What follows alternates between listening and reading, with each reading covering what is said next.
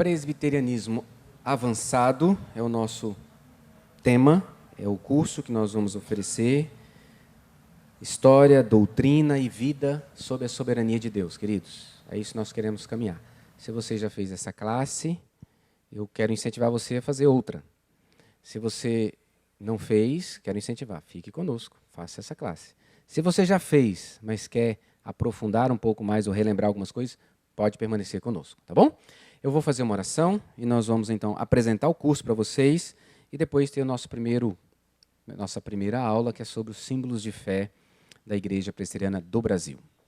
Então convido você a fechar os seus olhos para nós orarmos. Pai, nós somos gratos pela vida e reconhecemos que não somos nada sem a Tua presença. O Senhor é que dá origem a todas as coisas. E se estamos de pé e nesse lugar, nessa manhã, é porque o Senhor assim desejou. E o Senhor nos reúne para falar ao nosso coração, para nos ensinar acerca da Tua palavra e assim andarmos segundo o Teu propósito, anunciando ao mundo quem é o único e verdadeiro Deus. Aquilo que nós precisamos nessa manhã, nós pedimos que o Senhor traga ao nosso coração e mente. Oramos pelos enfermos, lembro aqui do filho, do Júnior e da Branca, o Gabriel, oramos por sua saúde, pela sua restauração, e demais irmãos ou irmãs que porventura têm familiar, amigos, conhecidos, enfrentando dificuldades com a saúde, que o Senhor visite com graça, poder e restauração para a glória do Teu santo nome. Nós agradecemos e oramos, porque confiamos que o Senhor vai nos conduzir nesse tempo de aprendizado, em nome de Jesus. Amém. Queridos, então, esse é o nosso curso.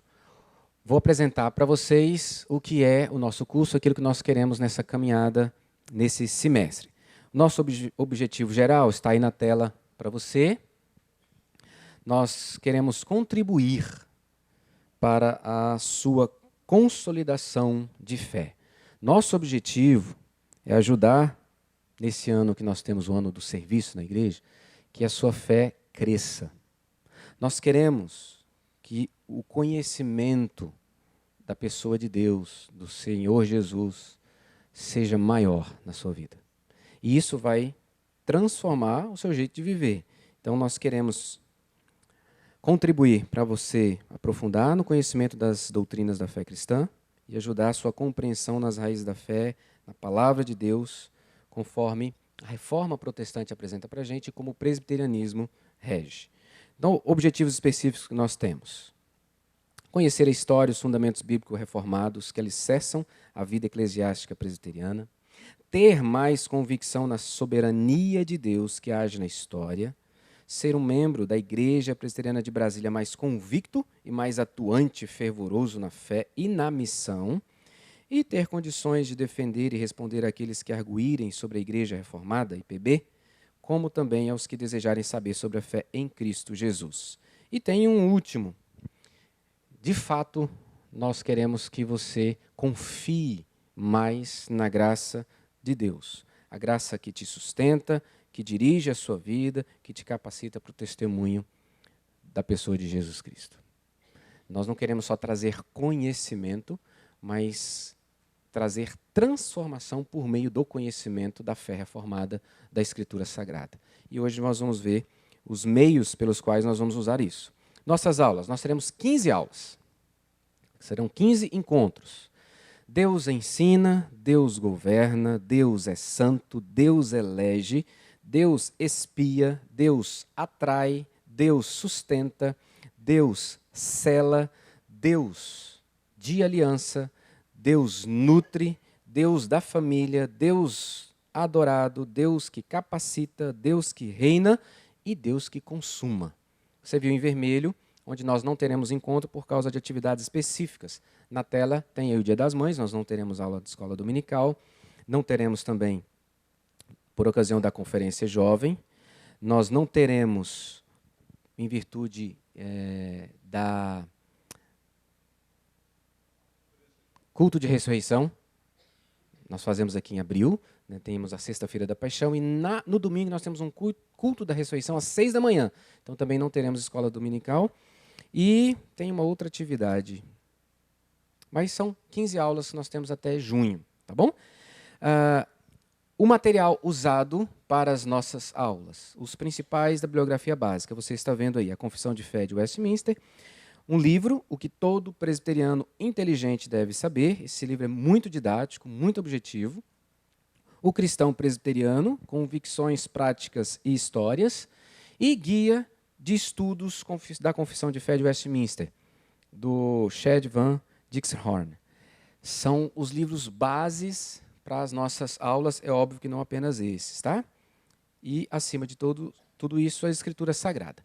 Os responsáveis por essa caminhada serão esses queridos irmãos. Eu, pastor Weber, o Júnior, está lá atrás, dando a mão, dá uma olhadinha lá para você ver o Júnior, isso. E o Jonatas, que não está aqui, o Jonatas é superintendente da Escola Bíblica Dominical. O Jonatas está acompanhando, então, o nosso primeiro dia, o início das nossas aulas. Ok, você é muito bem-vindo. Vou frisar, se você não preencheu aí, preencha, por favor, a lista de chamada que está passando, porque isso vai nos ajudar. Então, hoje, nós vamos conversar sobre os símbolos de fé. Antes de conversar sobre os símbolos de fé, vamos pensar um pouquinho sobre essas três palavras. Como igreja presbiteriana do Brasil, igreja presbiteriana de Brasília, nós somos reformados, calvinistas e, obviamente, presbiterianos. Reformado, mais do que uma designação de uma tradição teológica, somos herdeiros da reforma protestante do século XVI. Ser reformado é um conceito abrangente que inclui como nós vemos, enxergamos o mundo e como nós vivemos nesse mundo a partir da Escritura Sagrada. Então, ser reformado não é apenas, eu sou reformado porque é uma igreja que herda a herança da reforma. Tá, o que isso significa?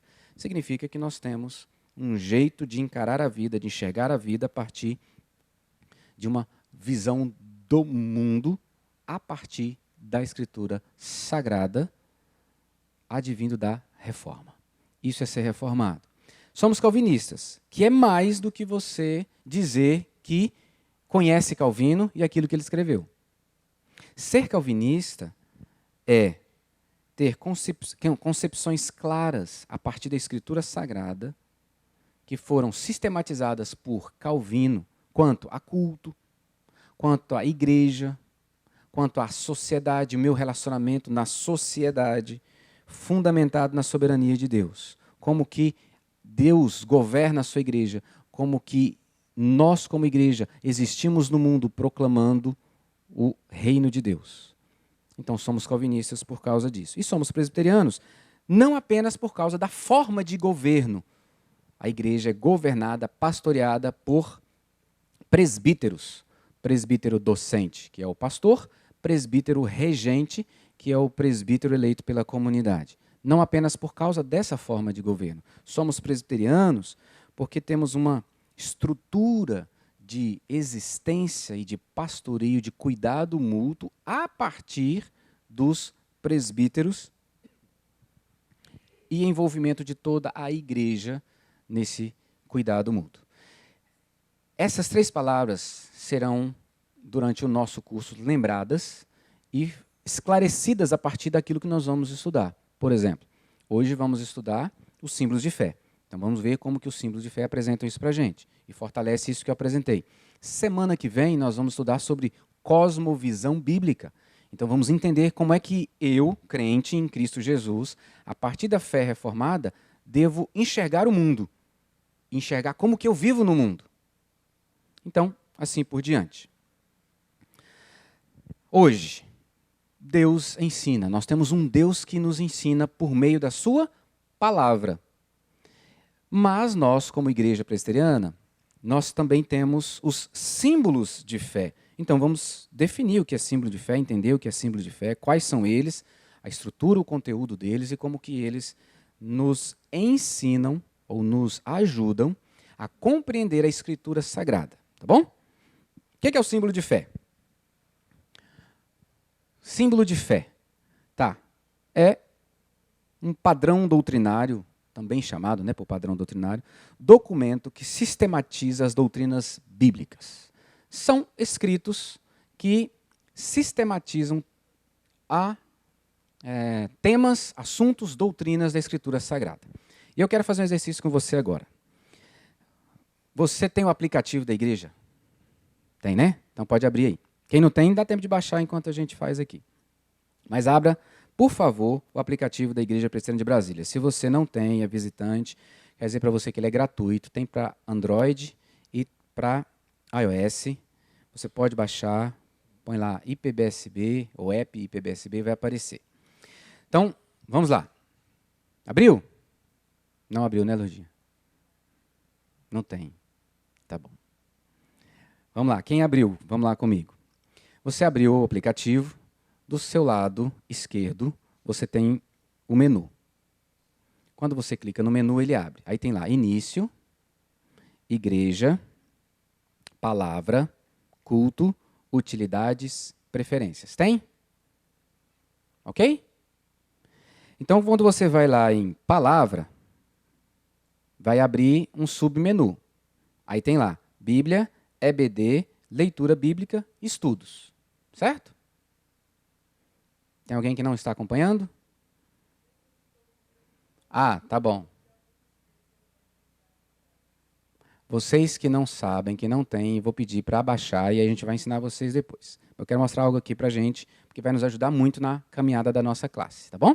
Então você tem aí Bíblia. Se você clicar em Bíblia, vai abrir para você a Bíblia Sagrada. Se você clicar em EBD, vai abrir para você os cursos que foram oferecidos, vai ter lá inscrições encerradas. Se você clicar em leitura bíblica, vai mostrar para você a leitura bíblica de hoje, do nosso plano bíblico, e você pode marcar que leu, ou se não leu, ele vai te mostrar se você está atualizado na sua leitura ou não. Você vai acompanhando.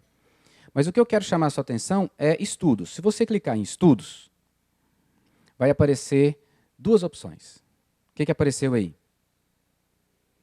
EBD, Classe Presbiterianismo Avançado, e estudos anteriores. Se você clicar no primeiro, você vai encontrar aí Breve Catecismo de Westminster, Catecismo Maior de Westminster, Confissão de Fé de Westminster, Plano do Curso 2020 e o Plano de Curso Presbiterianismo Avançado 2019. Ok? Se você clicar em qualquer um desse aí, ele vai abrir para você o recurso.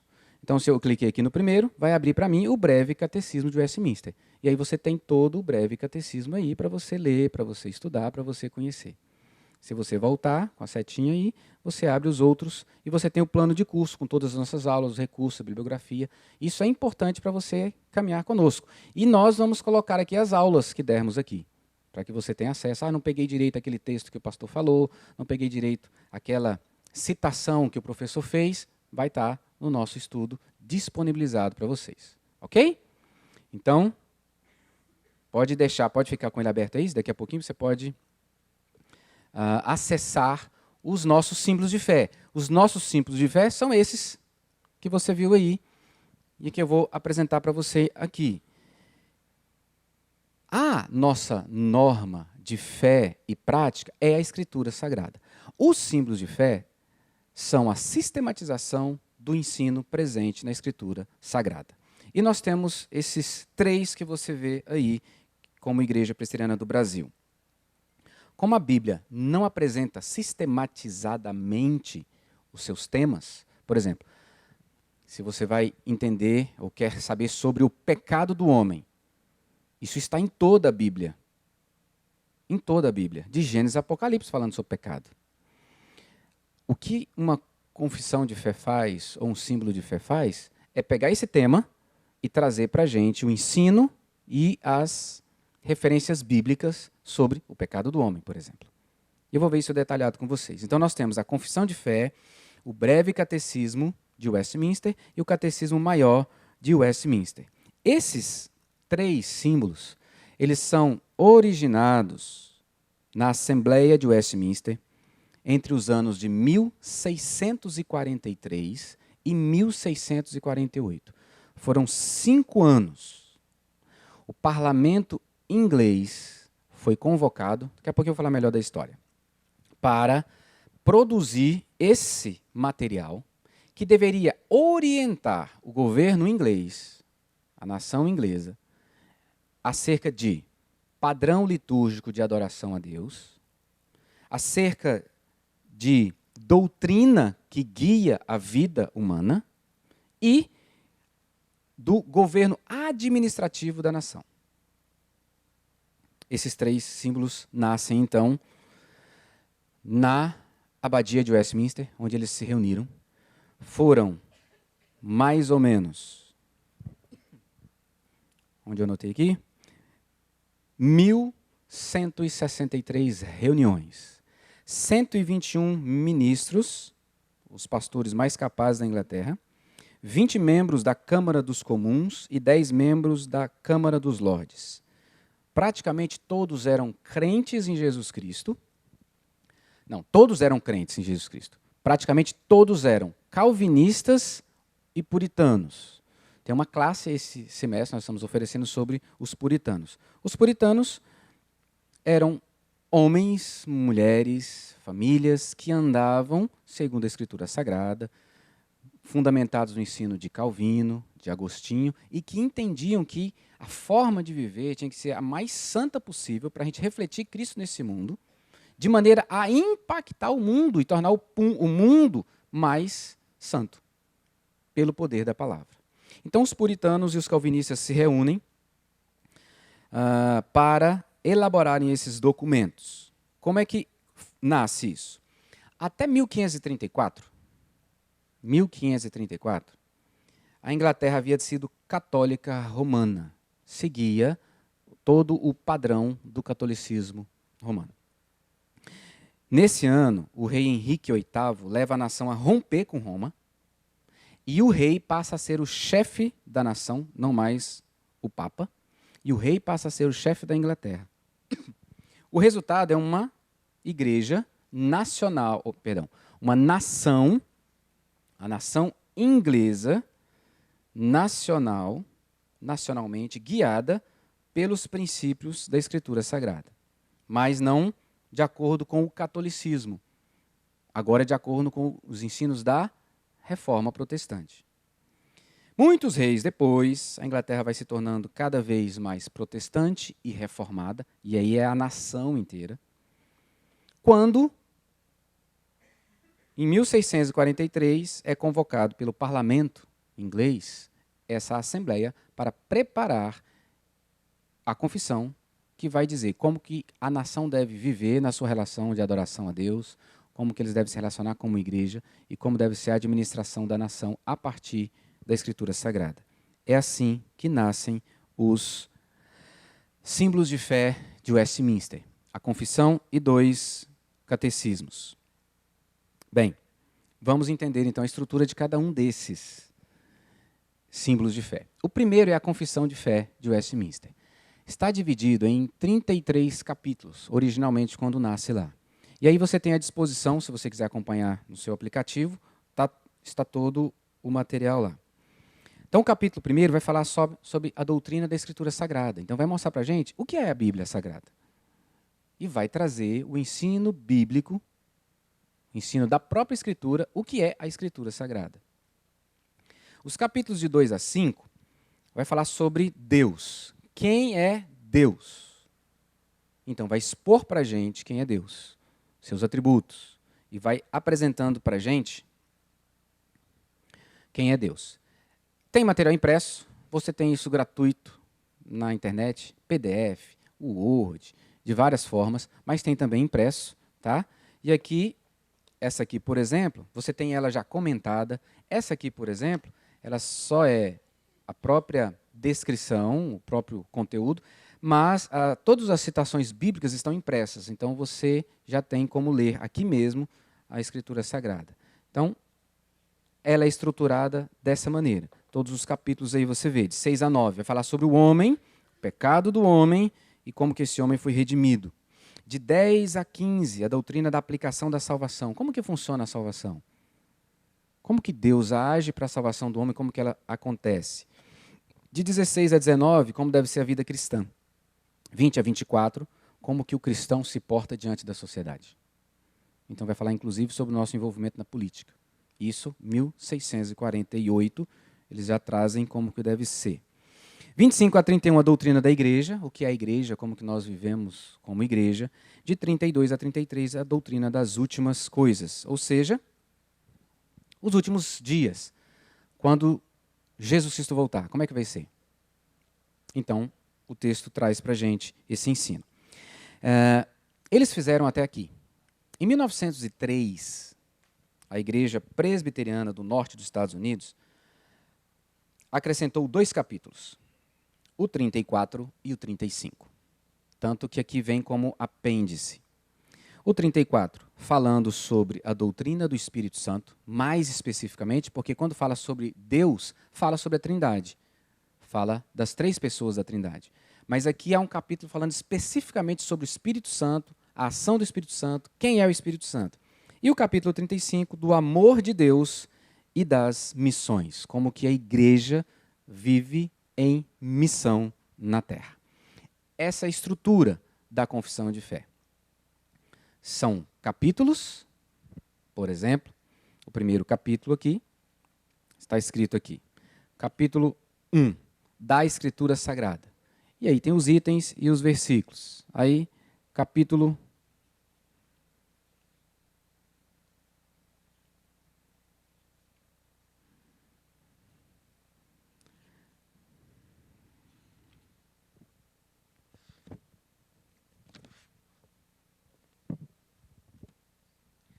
2, de Deus e da Santíssima Trindade. E assim segue o estudo. Daqui a pouco eu falo outra coisa. O outro símbolo de fé é o catecismo maior. Agora, esse tem uma estrutura diferente. Esse é estruturado em perguntas e respostas. Alguém que está com o aplicativo aberto aí pode abrir para a gente e fazer a leitura da primeira pergunta? Primeira pergunta. Primeira pergunta do Catecismo Maior.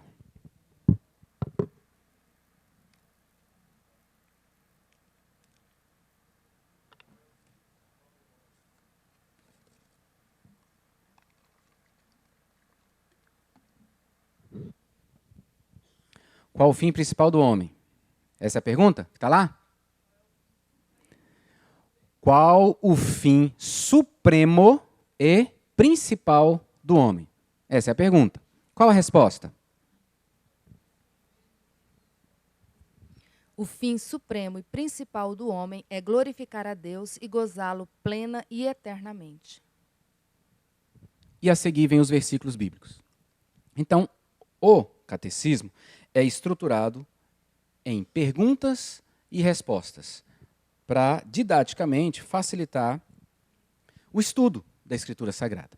Então você vê aí na tela, a primeira parte, as perguntas de 1 a 5, fala da finalidade do ser humano, da existência de Deus, da origem e da veracidade das Escrituras. A segunda parte, de 6, da pergunta 6 à pergunta 90, sobre o que é o ser humano, como ele deve crer em Deus e seu relacionamento com Deus. E as perguntas de 91 a 196, o que as Escrituras requerem do ser humano como seu dever. Tem a pergunta, a resposta e a fundamentação bíblica para a resposta dada.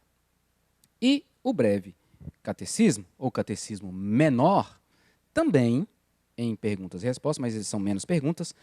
O catecismo maior são 196 perguntas. Esse aqui são apenas 107. E o catecismo menor, ou breve catecismo, se estrutura basicamente para trabalhar esses 3 temas: os 10 mandamentos, os sacramentos e a oração do Senhor, a oração dominical ensinada pelo Senhor Jesus. Então, são materiais bem mais didáticos, inclusive facilita muito para ensinar às crianças o breve catecismo, por causa da pergunta, da resposta e os textos bíblicos que lá estão, para que a pessoa possa conhecer e estudar. Uma pergunta que deve surgir é: isso é relevante para nós hoje? Se esse material foi produzido em 1648, isso ainda fala hoje? Ainda tem algo para nos oferecer hoje? O que é que você acha? Qual a sua opinião? Isso é relevante hoje? Usar um material escrito em 1648, nós estamos em 2020. É válido, Salvador? Por quê? Por que, Salvador? Dá um porquê para a gente.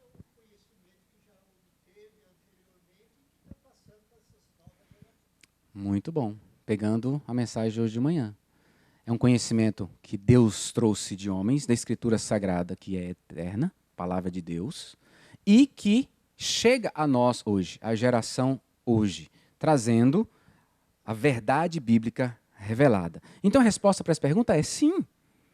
Esses símbolos são altamente relevantes, nos ajudam a compreender Deus, a vontade de Deus, o plano que Ele tem. A confissão de fé e os seus catecismos são os melhores e mais equilibrados materiais sobre a exposição da fé reformada, o que se herdou da reforma, que resgata a Escritura Sagrada, que resgata Jesus Cristo como centro de todas as coisas, que resgata a soberania de Deus na história e no mundo, que resgata a fé, resgata a graça. Então, e nós vamos ver tudo isso em nossas aulas. A formulação doutrinária, ela fala hoje, porque há, talvez, por parte de algumas pessoas, por interpretarem de maneira pejorativa ou negativa a palavra doutrina como algo frio, como algo que não traz vida. E é exatamente o contrário. Doutrina significa o que Deus ensina acerca daquele tema. E o que Ele ensina acerca daquele tema é para me ajudar a viver como Ele preparou a vida para eu viver. Então Deus preparou uma vida para você e você não sabe viver essa vida por causa do pecado. A Escritura Sagrada te ensina como viver essa vida e mais, é poderosa para transformar a sua vida para viver. A Escritura Sagrada não apenas ensina a mente, ela transforma o coração. Ler a palavra, estudar a palavra, não é apenas adquirir conhecimento, queridos, é ser transformado pelo poder da palavra. E nós vamos ver isso daqui a pouquinho, um pouquinho melhor. Então, os catecismos, por exemplo, são excelentes quanto à sua didática. Pergunta, resposta, texto bíblico que fundamenta. De maneira muito objetiva e facilita, então, e enriquece o conhecimento de Deus e da sua vontade. Agora, embora esses documentos sejam muito importantes, eles estão subordinados à Escritura Sagrada, porque eles foram feitos por homens, como eu e você, pecadores. A Escritura Sagrada, não. A Escritura Sagrada foi inspirada. Os símbolos de fé não são inspirados. Os símbolos de fé foram confeccionados por homens tementes a Deus, reuniões que eram regadas à oração, a muita reflexão. E pense, o que são quase 150 homens reunidos em 1163 reuniões para tomarem decisões ou escreverem esse material. Então, precisamos saber disso. Os símbolos são importantes? São, mas não são infalíveis, porque não foram inspirados. Acima deles está a Escritura Sagrada, porque eles advêm da própria Escritura Sagrada. Então, em primeiro lugar, na minha e na sua vida, é a Bíblia. Por isso que nós insistimos com você para participar do nosso plano de leitura bíblica. Se você ainda não pegou, ainda tem o nosso plano anual. Ele não apenas é bonitinho, mas ele tem aqui dentro orientações de como você deve se achegar para ler a Bíblia. Então, tem orientações aqui do porquê ler a Bíblia, e tem lá um roteiro para a sua leitura diária. Você ora antes, você faz perguntas ao texto, você medita, depois você ora no final. E dentro você tem todos os textos da leitura, para a gente ler a Bíblia em um ano. Queridos, é o mínimo que um crente, discípulo de Jesus Cristo, deve fazer, é ler a Bíblia uma vez por ano. 365 dias, é o mínimo. Às vezes, você vai ter que se dedicar um pouco mais de tempo. Às vezes tem dia que são 5 capítulos para serem lidos.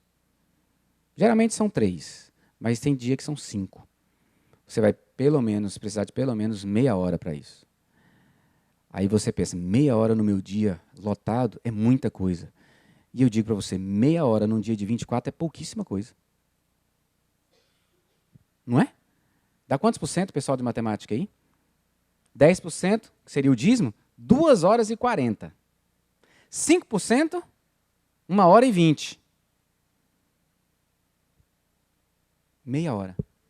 Para você parar, ouvir ao Senhor o que Ele tem a falar ao seu coração e encher o seu coração de fé, de esperança, encorajamento e de vida para viver. Então, acima de tudo, a Escritura Sagrada. Escritura Sagrada, 66 livros, e a própria confissão apresenta para a gente quais são os livros, tudo direitinho, como que foram feitos, etc.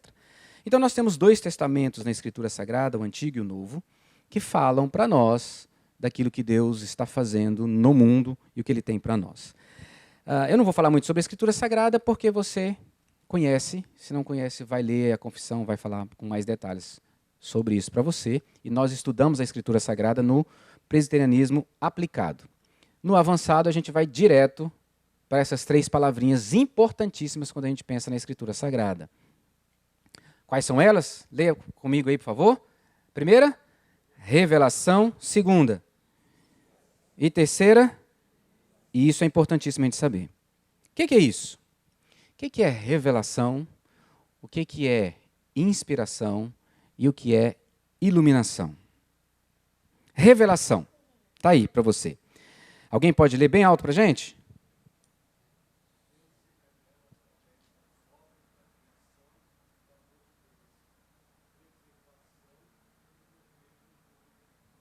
Deus se revela. Como que Deus se mostra? Como se Deus se faz conhecido? Através do quê? Das obras da criação, da sua providência, da preservação e no governo do universo. Queridos, se Deus não se revelar, não há como nós o conhecermos. É isso que a revelação diz. O ensino da revelação. Deus se revela através daquilo que Ele criou, daquilo que Ele sustenta, daquilo que Ele governa, como que Ele conduz todas as coisas. Vamos ver isso no texto bíblico? Abra em Salmo 19:1. Alguém abra em Salmo 19:1. Outra pessoa abra, por favor, em Atos 14:17. E outra pessoa em Romanos 1:20. Então, 3 textos bíblicos. Um do Antigo, 2 do Novo. Salmo 19:1, Atos 14:17 e Romanos 1:20. O ser humano jamais conheceria Deus, nem tomaria conhecimento do seu plano para a existência humana se o próprio Deus não tomasse a iniciativa de se revelar. Então, Salmo 19:1.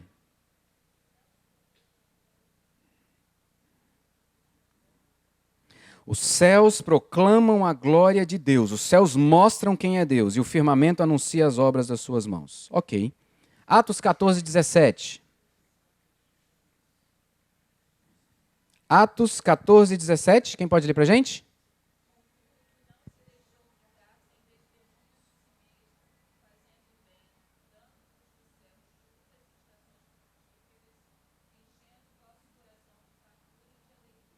Deus não se deixou ficar sem testemunho de si mesmo. E como que ele testemunha dele mesmo? Fazendo bem, dando do céu chuva, estação frutífera, dando alimento, provendo as nossas necessidades e enchendo o nosso coração de alegria. É Deus que faz isso.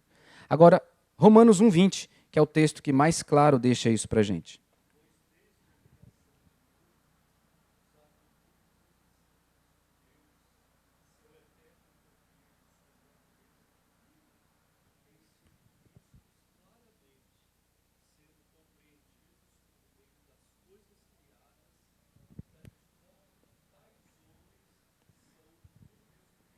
Deus se mostra através da sua revelação, segundo Paulo escrevendo, o seu eterno poder, quem ele é, seus atributos invisíveis, através do quê, queridos?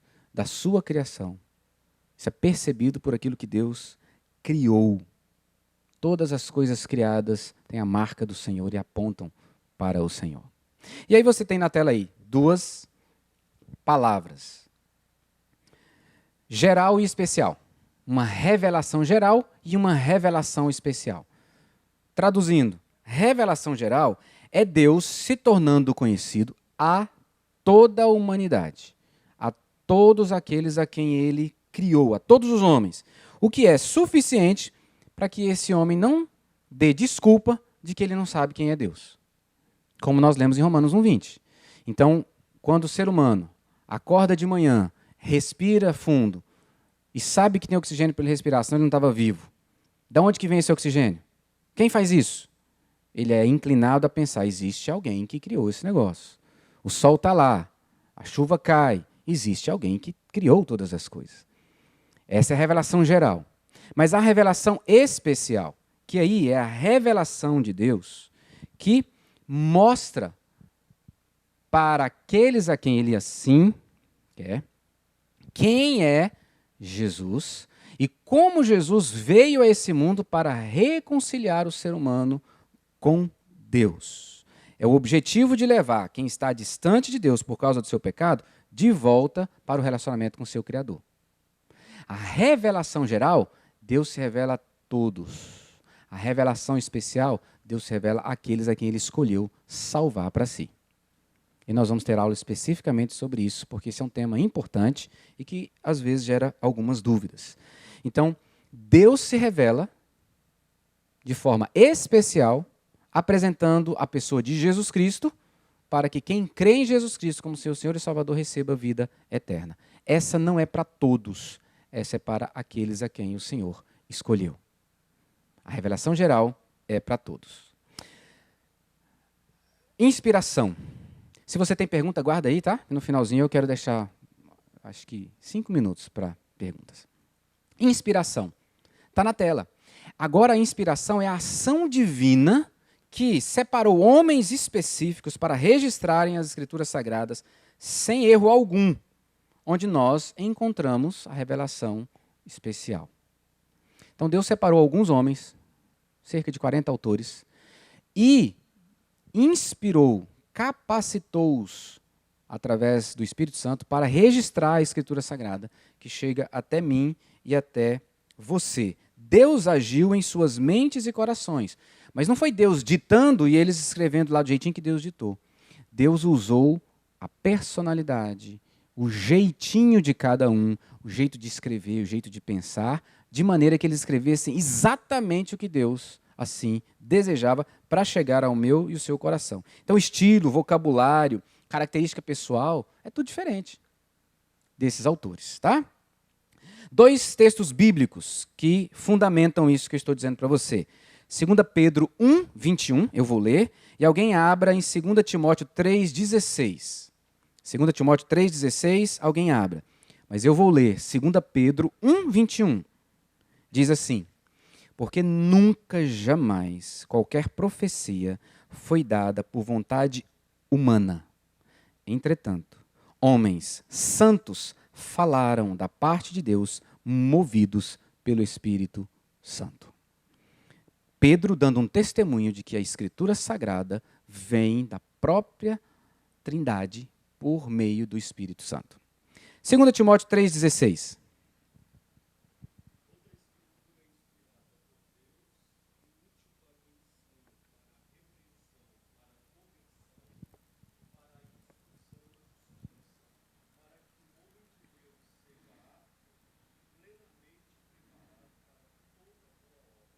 Obrigado, meu irmão. Ele leu também o 17.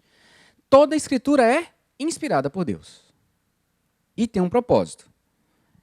Nos ensinar, nos repreender, nos corrigir, nos educar, para que a gente seja habilitado, para que a gente saiba como viver, viva do jeito que Deus preparou para a gente. Deixa eu abrir um parênteses aqui. Existem os livros apócrifos. São livros que não são considerados pelos protestantes, herdeiros da Reforma Protestante, como livros inspirados por Deus. São 7 livros.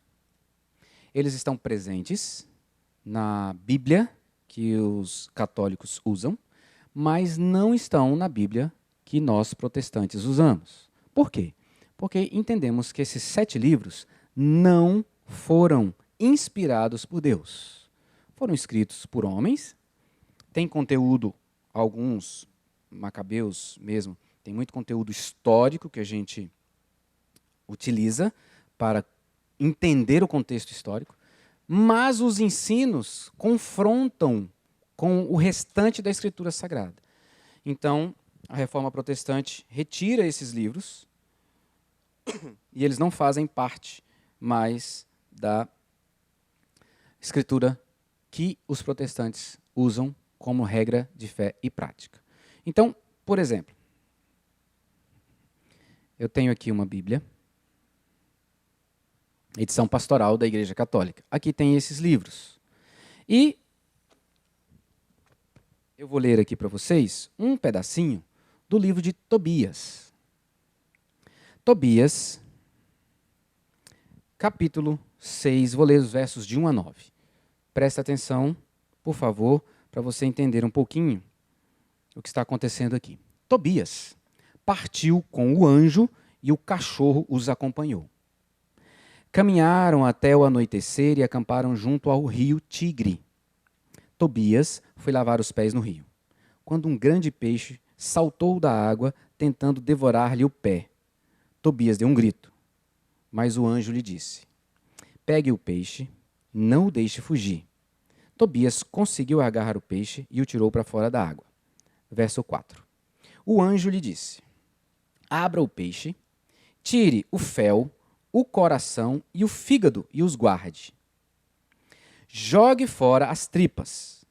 O fel, o coração e o fígado desse peixe são excelentes remédios. Verso 5. Tobias, então, abriu o peixe e tirou o fel, o coração e o fígado. Depois assou um pedaço, comeu e salgou o resto. Verso 6. E continuaram a viagem até chegarem perto da Média. Tobias perguntou ao anjo: Azarias, meu irmão, que remédio se pode fazer do fígado, do coração e do fel desse peixe? Verso 8. Ele respondeu: o coração e o fígado servem para serem queimados na presença de homem ou mulher atacados por algum demônio ou espírito mau. A fumaça espanta o mal e faz o demônio desaparecer para sempre. Verso 9. Se uma pessoa tem mancha branca nos olhos, basta passar o fel. Depois se sopra sobre as manchas e a pessoa fica curada. Tobias 6, de 1 a 9. Está ensinando o quê? Hã? É Deus que cura. Ok, mas Deus cura usando pessoas. Mas o que o texto traz, assim, quando você ouve essa leitura, o que o texto traz assim de ensinamento que parece que a gente conhece isso acontecendo hoje, ou tinha também nas Escrituras Sagradas no passado? Curandeirismo, feitiçaria, mandinga, ok. Você pega, põe na brasa, a fumaça, se a pessoa estiver possuída de demônio, a fumaça vai expulsar o demônio. Aí você vai para os evangelhos e como é que os demônios são expulsos? Pelo poder de Jesus, em nome de Jesus. Então esse é só um exemplo para você entender por que nós protestantes não reconhecemos esses livros como inspirados. Mas aí você pode ler os outros, tem aplicativo lá sobre os livros apócrifos, você vai procurar aí na internet, você vai achar. Judite, que é um desses livros, justifica a mentira. Segundo Macabeus, justifica o suicídio. Também em 2 Macabeus, lá no capítulo 12, ensina a oração pelos mortos. Eles estão em guerra, muitos morrem, e eles se reúnem para orar pelos mortos, para que eles sejam perdoados. Então, são livros que nós não reconhecemos como inspirados. Fecha parêntese. Iluminação é a terceira palavra. Iluminação, agora, é a ação do Espírito Santo. Deus atuando na mente do homem, da mulher, do ser humano, capacitando a compreender o ensino bíblico. 2 textos. Atos 16, 14. Alguém leia, por favor. Atos 16, 14. E eu vou pedir a Júnia para ler 1 Coríntios 2, 12. Iluminação é a atuação de Deus na mente e no coração do homem, através do Espírito Santo, capacitando-o para compreender o ensino da Bíblia. Talvez você já tenha ouvido alguém dizer: eu leio a Bíblia, não entendo nada. Se o Espírito Santo não abrir o entendimento, não vai entender nunca. Nunca. Porque é só Ele que dá condições de entender. Atos 16, 14. Alguém leia, por favor.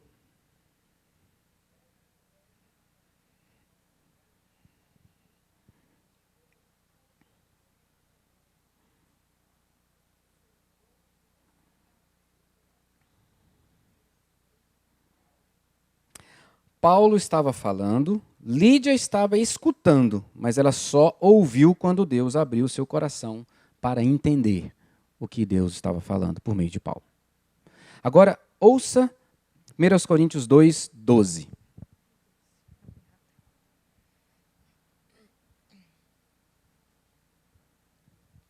Ora, nós não temos recebido o Espírito do mundo, e sim o Espírito que vem de Deus, para que conheçamos o que por Deus nos foi dado gratuitamente. Como é que eu e você podemos conhecer o que da parte de Deus nos é dado gratuitamente? Segundo o texto bíblico. Pela ação do Espírito Santo. Então é o Espírito Santo que ilumina, que abre a minha mente, a sua mente, para a gente poder compreender Deus e a sua vontade revelada na Escritura Sagrada. Spurgeon escreveu assim: tudo o que foi feito por Deus, o Pai, e por Deus, o Filho, deve ser ineficaz em nós, a menos que o Espírito Santo revele essas coisas à nossa alma.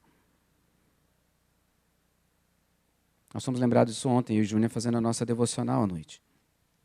Tudo o que foi feito por Deus, o Pai, e tudo o que foi feito por Deus, o Filho, vai ser ineficaz a nós, a menos que o Espírito Santo revele essas coisas à nossa alma. Por isso que quando eu chego diante da palavra, eu preciso pedir que o Espírito Santo abra o meu entendimento para eu conhecer, entender e viver. Porque é Ele quem aplica também a Escritura Sagrada. Então Deus nos ensina por meio da sua palavra. Essa é a forma prioritária, principal que Deus nos ensina. Deus nos ensina por meio das circunstâncias? Sim, a gente aprende por meio das circunstâncias que enfrentamos, as lutas, os desafios. Mas Deus se revela, Deus nos ensina e Deus nos transforma por meio da Escritura Sagrada. E é ela que é o fundamento para a minha e para a sua existência, queridos. A vida é sustentada pela palavra de Deus. Olha o texto que nós lemos. Aplicai o coração a todas as palavras que hoje testifico entre vós, para que ordeneis a vossos filhos, que cuidem de cumprir todas as palavras dessa lei. Porque essa palavra não é para vós coisas, para vós outros, ou coisa vã. É a vossa vida, queridos. E por essa mesma palavra prolongareis os dias na terra, qual passando o Jordão ides possuir. A palavra de Deus não é irrelevante, pelo contrário, é uma questão de vida ou morte. A palavra de Deus é questão de vida ou morte. Quem ouve a palavra, acolhe a palavra, recebe a palavra, o Espírito Santo abre o entendimento, recebe vida. Quem não experimenta é morte eterna, certa. Então a Escritura Sagrada é tudo para mim e para você. A nossa existência física depende da palavra de Deus, porque pela palavra de Deus nós somos criados. Hebreus 11:3. Abra aí, por favor. Hebreus 11:3.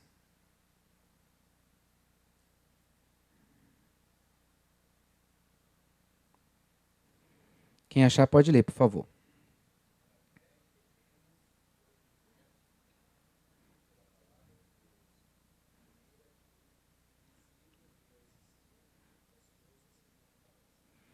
Como que as coisas vieram a existir? Como que tudo foi criado? Pela palavra de Deus. Você existe por causa da palavra de Deus. Hebreus 11:3. Hebreus 1:3 diz que Deus sustenta todas as coisas por meio da sua palavra. Então nossa existência física depende da palavra de Deus. Nossa vida espiritual depende da palavra de Deus. Porque mediante a palavra de Deus é que nós fomos regenerados, salvos, libertos. Está em 1 Pedro 1:23. Tiago também diz isso. Tiago, irmão de Jesus Cristo, diz: segundo o seu querer, ele nos gerou pela palavra da verdade. Então nós não apenas começamos a viver pelo poder dessa palavra, viemos à existência, como nós somos sustentados em nossa vida espiritual pelo poder desta palavra.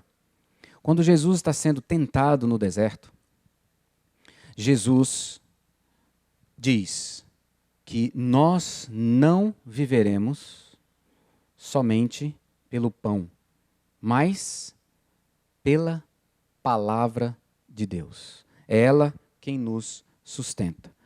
E tudo isso é devido ao poder de Deus manifesto na minha vida, na sua vida, através da sua santa palavra. Eu quero fazer um exercício final com você aqui. Abra sua Bíblia, por favor, em Deuteronômio, capítulo 3. Como que a Escritura Sagrada age na minha vida, na sua vida? E nós vamos ver um exemplo aqui na vida de Josué. Como que ele é encorajado, como que Deus vai mostrando as formas como ele age para encorajar alguém a cumprir um propósito dele. Lembrando, Josué vai assumir o lugar de Moisés para conduzir o povo a entrar na terra prometida. O povo vai ter que guerrear, vai ter que lutar, gente vai morrer para conquistar a terra. E Josué é que vai liderar esse povo agora, porque Moisés morreu. Então veja como que Deus está conduzindo e encorajando Josué, que vai assumir essa responsabilidade. Deuteronômio, capítulo 3, verso 28, diz assim: Deus está falando com Moisés. Dá ordens a Josué e anima-o, fortalece-o, porque ele passará adiante desse povo e o fará possuir a terra que tu apenas verás. Parêntese. Moisés está olhando para a terra e não vai entrar na terra. E Deus está falando assim, você não vai entrar, mas Josué vai. Então anima Josué, fortalece Josué. Quem tem que fortalecer Josué é Moisés, que não vai. Fecha parêntese. Agora dá um pulão, Deuteronômio, capítulo 31, final do texto. Lembrando você que Deuteronômio é um livro que apresenta os discursos de Moisés na frente de todo o povo que vai adentrar a terra. Capítulo 31, versos 7 e 8. Chamou Moisés a Josué e lhe disse na presença de todo Israel: sê forte e corajoso, porque com este povo entrarás na terra que o Senhor, sob juramento, prometeu dar aos teus pais, e tu os farás herdá-la. O Senhor é quem vai adiante de ti, ele será contigo, não te deixará, nem te desamparará. Não temas, nem te atemorizes.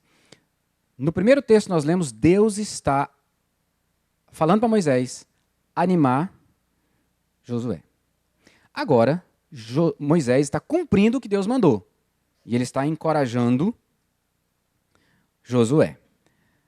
Capítulo 1 de Josué, agora, é o próprio Deus que está encorajando Josué.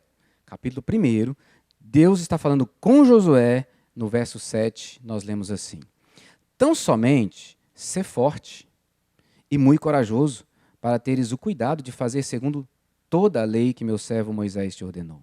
Dela não te desvie, nem para a direita, nem para a esquerda, para que sejas bem-sucedido por onde quer que andares.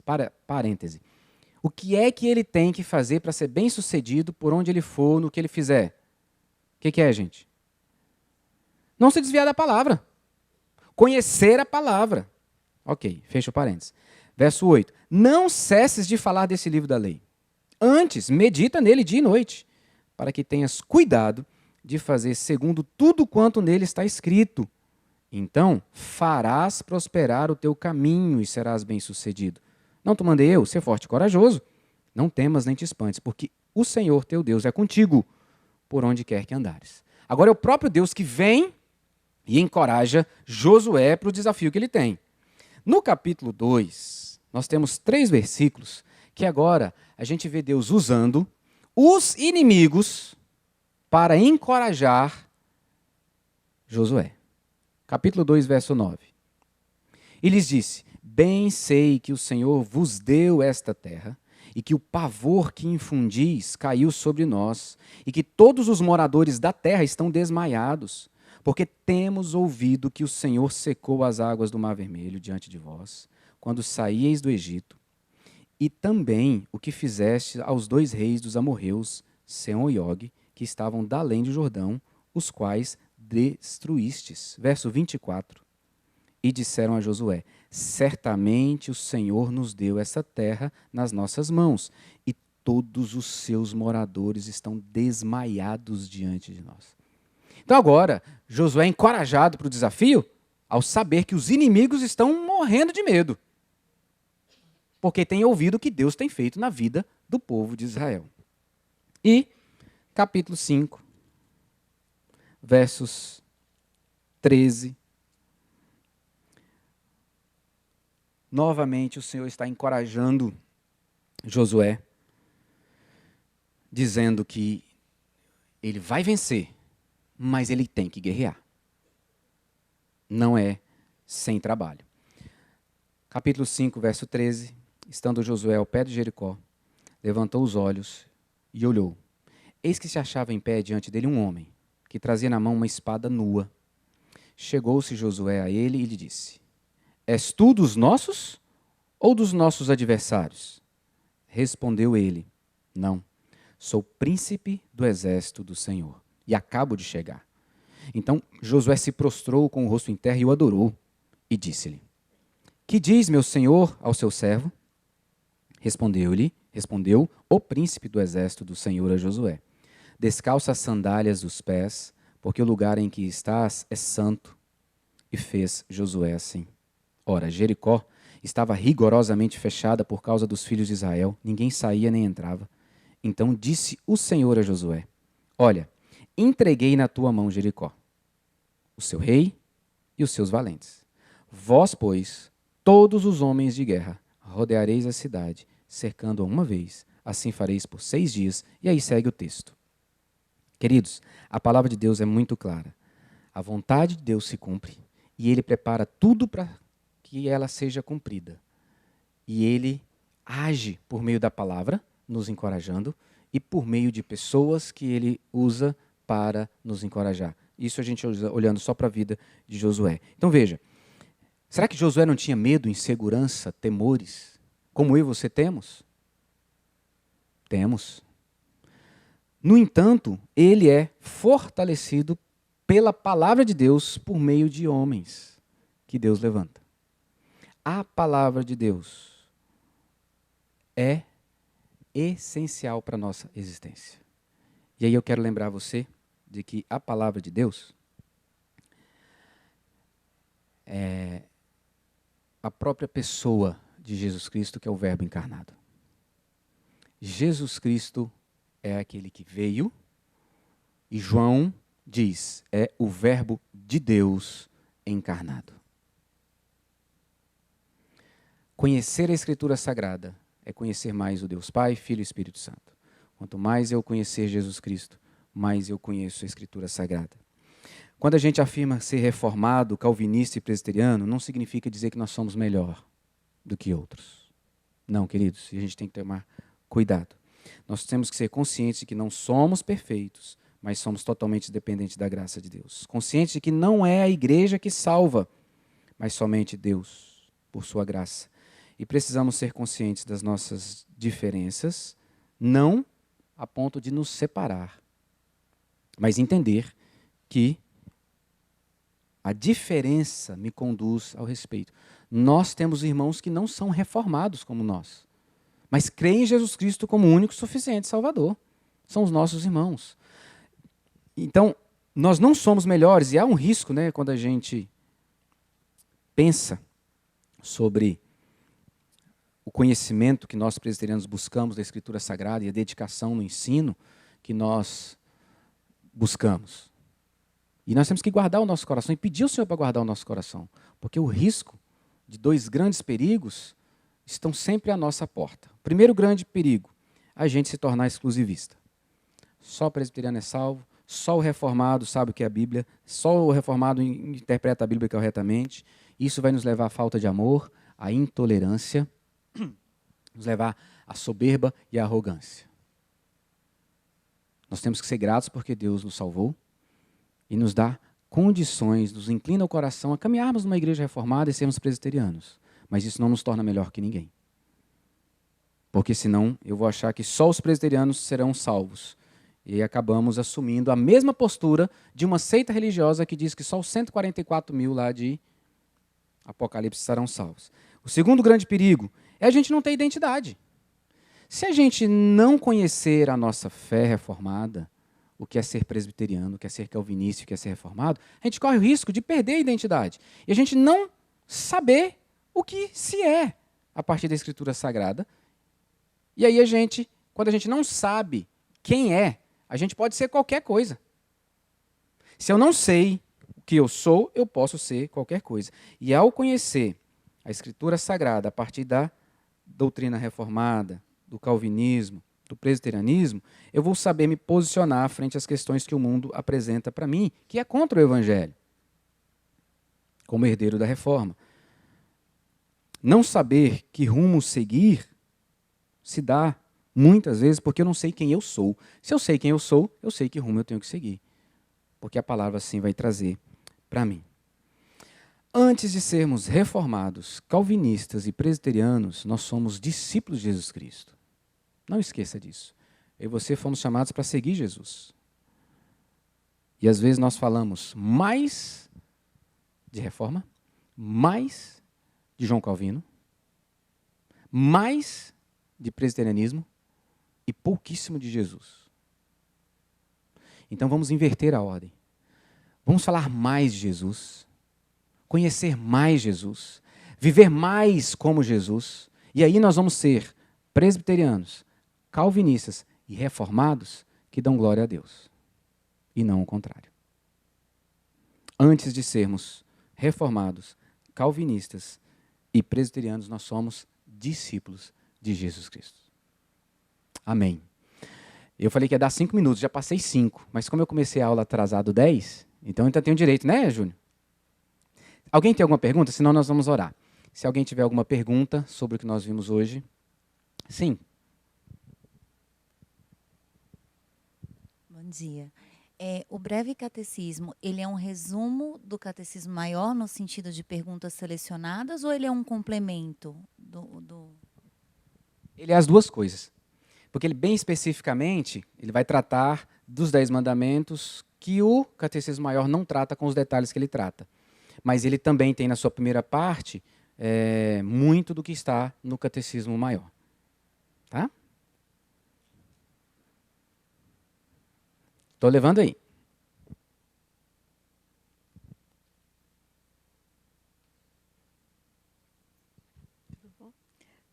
Os livros apócrifos, eles são de pessoas que eram de Israel?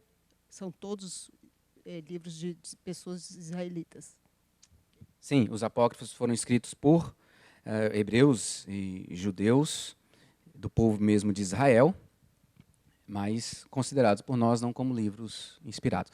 Os 2 livros de Macabeus, primeiro e segundo, são muito utilizados para a gente entender o contexto do povo judeu no período intertestamentário, que vai de quando Malaquias, são 400 anos aproximadamente, entre Malaquias e Mateus, que é chamado do silêncio de Deus, como se Deus estivesse sem falar nada em termos de usar profetas. Então, quando João Batista chega, passaram-se mais ou menos 400 anos de quando Malaquias falou.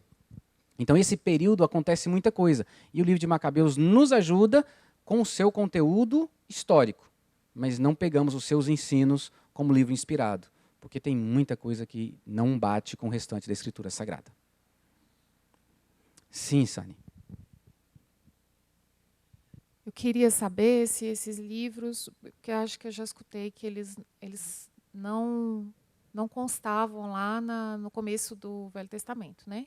Quando eles foram inseridos e quando eles foram retirados? Eles foram retirados com a Reforma Protestante e quando é que eles foram colocados? Minhas anotações.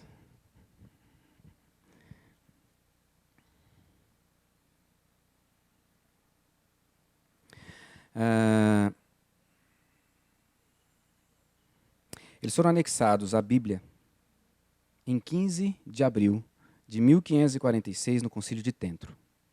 Tá? Trento. Mas não aceito pelos evangélicos. Então, nessa época, eles foram colocados lá. E aí, na mesma época, a Reforma não disse, esses livros aqui não. Esses aqui nós não consideramos. Sim, sim. Eles já, na tradição, já se lia, já se usava, já se falava. Mas não colocado oficialmente no cânon bíblico católico. Tá? Ok, venceu meus 5 minutos, me perdoe. Não quero segurar mais vocês. Se você tem pergunta, próxima aula eu posso abrir um tempinho para responder. próximo encontro nosso, vamos estudar sobre cosmovisão bíblica, vamos entender o que é a cosmovisão reformada, como é que a gente enxerga o mundo e como que a gente vive nesse mundo a partir da Escritura Sagrada. Ok? Vamos orar, vamos falar com o Senhor. Vou pedir nosso irmão presbítero Edson Feltrin que nos conduza nessa oração, aí sim estamos despedidos. Obrigado, Pai Santo, por esses momentos que, reunidos em escola dominical, foi possível aprender um pouco mais sobre a história da igreja, esse contexto dessa igreja na qual servimos ao Senhor. Obrigado, Pai Santo, que ao final fomos ensinados que temos que adorar a Jesus Cristo. Por conhecer Jesus Cristo e aplicar na nossa vida o ensinamento do Evangelho, podemos mostrar ao mundo que somos cristãos, somos reformados, somos calvinistas, somos presbiterianos, mas acima de tudo somos filhos do Deus eterno, que nos deu Jesus Cristo, que morreu na cruz para nos resgatar do pecado. E é em nome dele que nós oramos a Ti nesse instante. Amém, ó Pai. Obrigado, queridos. Até a noite, com a graça do Senhor, onde participaremos da ceia.